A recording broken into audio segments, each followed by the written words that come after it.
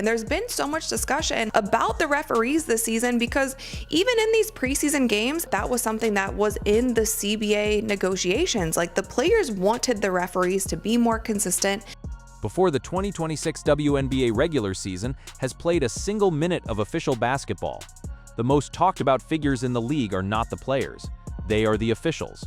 The referees, the people charged with maintaining the integrity and flow of the game, have become the central story of a preseason that was supposed to be about roster construction, new contracts, and the launch of what the league has been calling a transformative era. Instead, the conversation has been dominated by whistles, warning letters, waived players, and a growing sense among fans, veterans, and analysts that something fundamental has shifted in how the game is being called. This is not a minor adjustment. Officials in every sport periodically recalibrate how they interpret the rulebook. Thresholds shift, points of emphasis change from season to season. But what is happening in the WNBA heading into 2026 appears to be more structural than seasonal. The volume of foul calls in preseason play has been noticeably elevated. The threshold for what constitutes illegal contact, particularly on perimeter defenders, post players, and anyone attempting to establish or contest position, has been lowered in a way that veterans of the league describe as materially different from anything they have experienced before. And the reactions from players, coaches, and front offices have made clear that this is not being received as routine recalibration. The episode that has drawn the most attention involves Aja Wilson, the Las Vegas Aces center and two-time league MVP. During a preseason game, a video circulated widely showing Wilson in a standard help defense position, moving laterally to provide a defensive presence on a drive. She made no apparent contact with the offensive player. She did not impede the player's path in any way that would conventionally be called a foul under the league's previous officiating standards. The whistle still blew. The opposing team was sent to the free throw line for 2 shots. Wilson's comments in the post-game press conference were measured, but the confusion in them was unmistakable. She said she did not know in that moment what she was supposed to do. She had slid over to provide help defense, a basic, fundamental defensive action, and had been penalized for it. She said she was uncertain whether physical engagement was still a viable part of her defensive game, or whether she was expected to simply concede position and allow offensive players a clear path to the basket. What followed the Wilson incident was, in many ways, more revealing than the incident itself. The WNBA, which has historically moved quickly to fine players who make critical public statements about officiating, announced that Wilson would not be fined for her remarks. The decision was significant. The league's own conduct policies around referee criticism are explicit, and enforcement has generally been consistent. Choosing not to apply that policy in this instance suggested that the league office itself recognized the legitimacy of the grievance being aired. When an organization declines to discipline a player for stating, publicly, that she did not understand how a foundational defensive movement had been called a foul, it is an implicit acknowledgement that the call, and perhaps the standard behind it, warrants scrutiny. The question of why this is happening now requires some context. The 2026-2032 Collective Bargaining Agreement, ratified earlier this year, represents the most comprehensive restructuring of labor and operational standards in the league's history. The CBA addresses compensation, scheduling, facilities, travel, and a range of player welfare provisions that reflect the league's expanded financial profile. But it also contains provisions that speak to the on-court product, the pace of play, the volume of physical contact that will be permitted, and the standard of officiating that the league intends to apply going forward. The league has not made every element of those provisions public in plain language, but the preseason has functioned as a practical demonstration of what the new standards look like in practice. And what they look like, to players who have spent years in this league, is a substantially more foul-heavy environment, one that prioritizes limiting contact, protecting players from physical risk, and producing a game with higher free throw volume and fewer collisions in the paint. The rationale is not difficult to identify. The WNBA's commercial growth over the past 3 years has been significant. TV rights deals, sponsorship agreements, and expansion fees have collectively moved the league into a different financial category than it occupied even 5 years ago. The players who generate that value, the names that drive ratings, jersey sales, and social media engagement, represent an investment that the league has an institutional interest in protecting. An injured franchise player does not appear in broadcast windows. She does not generate digital content. She does not sell tickets or merchandise. The business case for reducing the physical risk to marquee players is straightforward, even if the implementation of that logic through officiating policy is more complicated to execute cleanly. The league has also made changes to its officiating staff heading into 2026. 5 referees have been brought in from the NBA G League, among them Ryan Johnson and Genesis Perrimond. The G League is a high-pace environment that has traditionally been called with a level of whistle activity that reflects both the developmental nature of the league and the officiating style associated with NBA-adjacent basketball. These officials are not unfamiliar with the physical style of play that has characterized the WNBA at its most competitive, but they are coming from a context in which foul calls are used as a tool to regulate pace and protect players, and their arrival has coincided with a visible shift in how contact is being officiated. The result is a tension that runs through the entire preseason. Players who have built their defensive games around physical engagement, who have spent a decade learning how to use their bodies legally and effectively to contest, reroute, and pressure offensive players, are being told implicitly through the whistle that those techniques no longer meet the standard. Veterans who were effective under the previous norms find themselves drawing fouls on movements they have made thousands of times without consequence. The adjustment required is not minor. It touches the fundamental mechanics of how defense is played in this league. This tension has not remained in the locker room or the coaching staff's film sessions. It has moved into the public discourse around the league in a way that is creating a significant reputational problem. The comments sections beneath highlight clips, the discourse on sports forums, and the reactions from longtime WNBA observers have reflected a consistent and specific frustration. The game, at the level it is currently being called, feels different in a way that does not enhance the viewing experience. Fans who have followed the league for years describe the free throw stoppages as disruptive to the flow of the game. They describe certain calls as failing to match what they observe on screen, and the accumulation of those moments across a preseason that has featured a high volume of them has produced a narrative that the league did not want entering its most commercially important season to date. The officiating criticism has also intersected with the ongoing conversation about Caitlin Clark, the Indiana Fever guard who finished her second professional season dealing with a series of lower body injuries that limited her availability and performance at various points during the 2025 campaign. Clark arrived at Fever preseason practice wearing a full-length black leg sleeve, and the image spread quickly through basketball media. Coach Stephanie White addressed the sleeve in a press availability, characterizing it as a style choice and declining to attach any medical significance to it. Clark herself did not indicate any ongoing physical concern in her own comments, but the sleeve, for a portion of the fan base and media, became a focal point for a broader anxiety about Clark's physical availability heading into 2026. That anxiety has in turn generated speculation about whether the league's officiating posture, its reduced threshold for contact fouls, reflects, at least in part, a desire to limit the physical exposure of players at Clark's commercial profile. The suggestion, circulating in fan spaces and occasionally surfacing in more formal commentary, is that officiating standards have been tightened specifically to reduce the risk of injury to players whose absence would have material consequences for the league's broadcast and commercial partnerships. It is worth being precise about what this claim represents. There is no documented evidence that officials have been given explicit instructions to apply different foul standards based on the identity of the players involved. What the evidence does support is that the league has, through its new officiating standards, created an environment in which physical contact near perimeter players is being called more aggressively than it was previously, and that this change disproportionately affects how defenders interact with offensive players who spend time on the perimeter, a category that includes Clark. Whether the broader standard is being applied consistently, or whether there are meaningful disparities in how contact involving different players is being called, is something that will become clearer as the regular season generates more data. What is already clear is that the perception of inconsistency, regardless of whether it reflects actual inconsistency in the officiating, is doing real damage to the league's credibility with certain segments of its audience. When fans who follow the league closely watch a game and see a foul called on a play that does not appear to involve meaningful contact, and then see a separate play in which contact that appears more significant goes uncalled, the experience erodes trust in the officiating.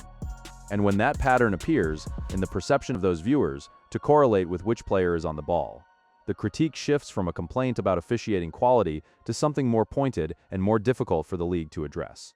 The commercial logic that may underlie the league's officiating adjustments runs directly into the authenticity concerns that have historically been central to the WNBA's identity with its core audience. The league built its credibility, over decades of operating with limited resources and modest commercial returns, on a style of play that was physical, competitive, and resistant to the idea that it needed to be softened or sanitized to attract attention. The players who came up in that environment, who earned their positions by being able to operate in a physical game, do not view the new officiating standards as a natural evolution. They view it as a change imposed from outside the competitive logic of the sport, driven by considerations that have more to do with commerce than with basketball. That tension has real consequences for the league's relationship with its veteran players. It affects how they practice, how they design their defensive schemes, and how they communicate with officials during games. It also affects how they speak publicly about the league, and the Wilson incident demonstrated that at least some of them are willing to express that frustration directly, even in the knowledge that league policy has historically penalized such expression. Separately from the officiating story, the preseason has featured a series of roster decisions that have generated significant discussion.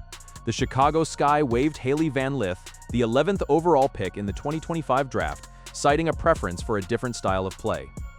The decision came shortly after the Sky signed Natasha Cloud to a contract valued at $555,000.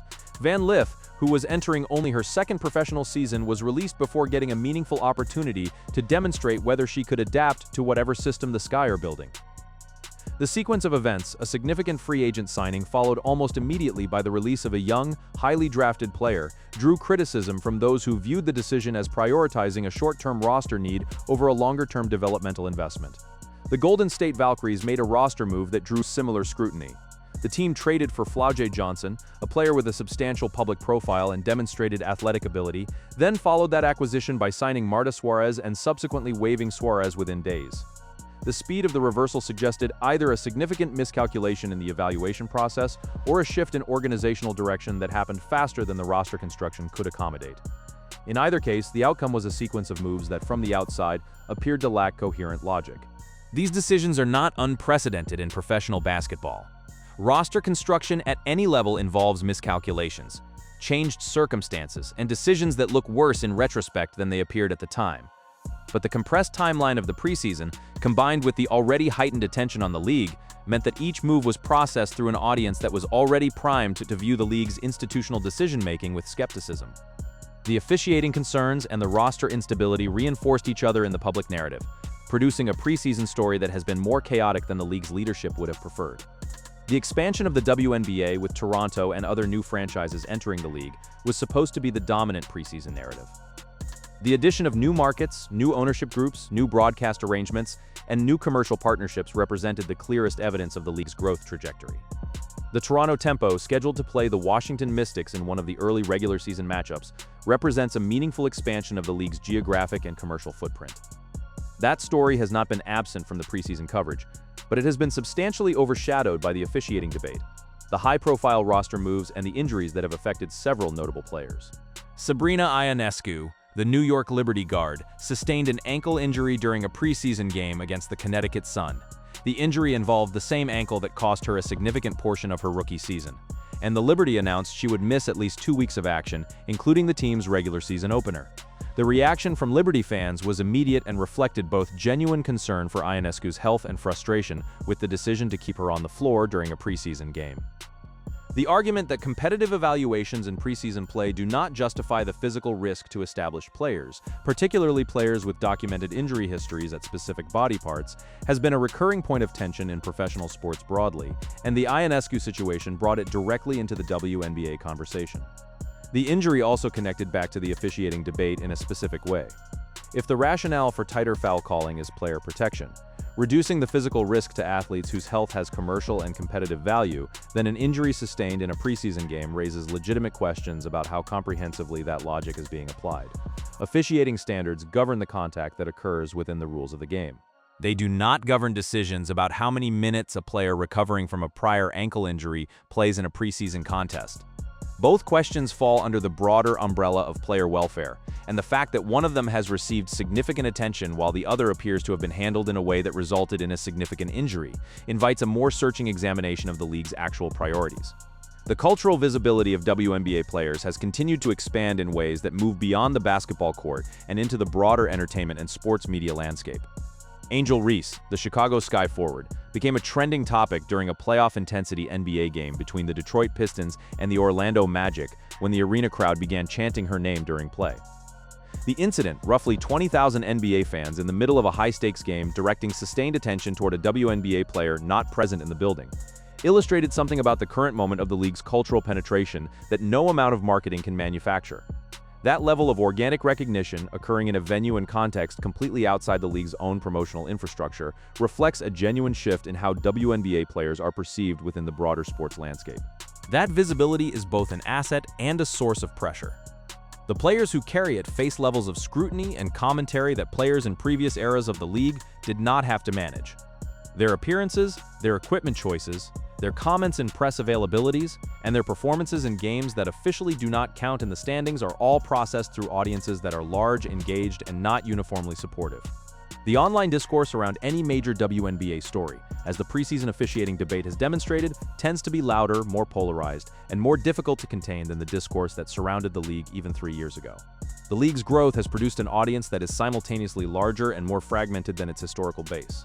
Longtime fans who have followed the WNBA through periods of genuine financial uncertainty and limited broadcast exposure have a different relationship with the league than newer fans who arrived during the period of rapid expansion and increased media attention. Those different relationships produce different expectations, different tolerances for institutional decisions, and different frameworks for interpreting the events of a given preseason. The officiating debate has exposed some of those differences in sharp relief. What reads to one group of observers as the league making reasonable adjustments to protect its players and modernize its product, reads to another group as a compromise of the physical, competitive identity that made the league worth paying attention to in the first place. The 2026 regular season will begin against this backdrop. The Toronto Tempo and the Washington Mystics will open the season in a game that will be watched not only for its competitive result, but for how the officials call it. Every foul, every no-call, every play that produces a reaction on the bench or at the scorer's table will be processed through the lens of a preseason that made officiating a central story before the first regular season minute was played. That level of attention on the officials is unusual. It is also, given the preseason they have had, entirely earned. The league is attempting to navigate a genuine tension. The physical style of play that defined the WNBA's competitive identity carries real injury risk. The players who perform at the highest level in that style are the same players whose health and availability have direct consequences for the league's commercial relationships. Adjusting the officiating environment to reduce that risk is a defensible institutional choice, but it requires implementation that is consistent enough that players, coaches, and fans can understand and anticipate what the standard is. And it requires acknowledging openly what is changing and why, rather than allowing the gap between the previous standard and the new one to be filled by speculation and frustration. Whether the 2026 officiating standards represent a permanent recalibration or an overcorrection that will be adjusted as the season progresses remains to be seen. The preseason has made clear that the current level of foul calling is producing reactions from players, coaches, and fans that the league will need to take seriously. The Wilson incident alone, and the league's choice not to fine her for stating publicly that she did not understand the call, suggests that the conversation is not over. What is certain is that the 2026 season begins with more unresolved questions about the fundamental structure of the game, how it will be called, what physical engagement will be permitted, and what the standard for officiating consistency looks like in practice than any season in recent memory. Those questions will not be answered in a press release or a CBA provision.